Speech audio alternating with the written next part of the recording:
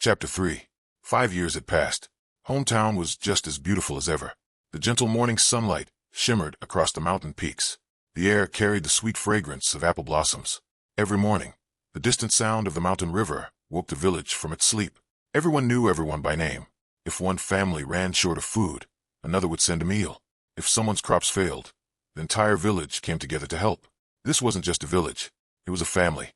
And among that family were Dad and Neil. "Catch me if you can," Dan shouted as he sprinted across the field. He was 11 years old now, lean but strong, always smiling, and so fast that none of the other children in the village could ever catch him. Chasing behind him was Neil, 10 years old, quieter, more reserved, different. There was a strange depth in his eyes, a depth no child his age should possess. Dan darted behind a tree. Neil stopped. He looked around for a moment, then smiled. "You didn't go left." Dan's face peeked out from behind the tree. "What? How do you know?" Neil shrugged. "Your footprints." Dan looked down. Sure enough, his footprints were clearly visible in the dirt. He grabbed his head dramatically. "You cheat." Neil laughed. "That's not cheating. It's called observation." Dan blinked. He had no idea what that meant. Whatever it is, it's annoying. Both boys burst into laughter. That evening, Dune was returning home carrying a bundle of firewood on his shoulders. Even from a distance, he could hear the boys laughing. A smile appeared on his face. Over the past 5 years, Dan and Neil had become his entire world. Sometimes he would look at Neil and remember the cave, the bodies, the storm, the mystery. But then he would push those thoughts away. Neil was his son now. Nothing more, nothing less. Dinner was underway. Warm bread sat on the wooden table. The aroma of lentils filled the room. Dan was talking nonstop while eating. "Papa, yes, when I grow up, I'm going to travel the world." Dune smiled. "Oh, really?"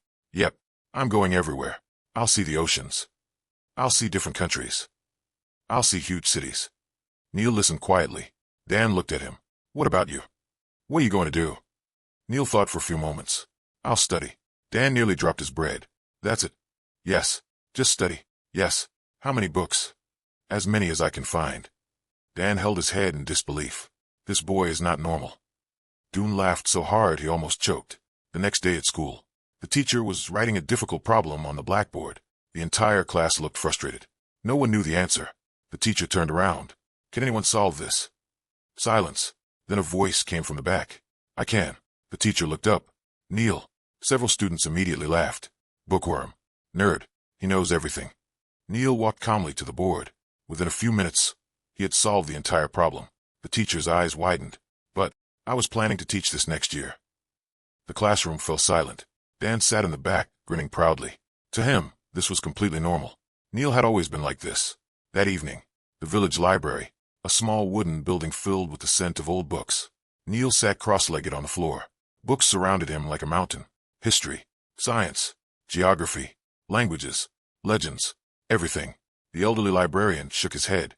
"Son, yes, when do you even find time to read all these books?" Neil turned another page. "When everyone else is sleeping." The old man fell silent. He could never quite figure out what made this boy so different. That night, Neil sat alone in his room. Dan was already asleep. Moonlight streamed through the window. Neil was reading an old book about ancient mountain legends. One sentence caught his attention. "One day, the child with azure eyes shall return." Neil froze. Azure eyes. Blue eyes. He placed a finger on the line. Suddenly, his heartbeat quickened. He read it again, and then a third time. But the next page had been torn out. The rest of story was missing. "Strange," he whispered. Then something impossible happened. A page turned by itself. Neil's face turned pale. There was no wind. The window was closed. No one else was in the room. Yet the page flipped again. This time faster. Neil slowly stood up. His breathing became uneven. And then, a faint blue light appeared within his eyes. The room was flooded with blue light for a single second. Then everything returned to normal. The book slammed shut. The glow vanished. Silence.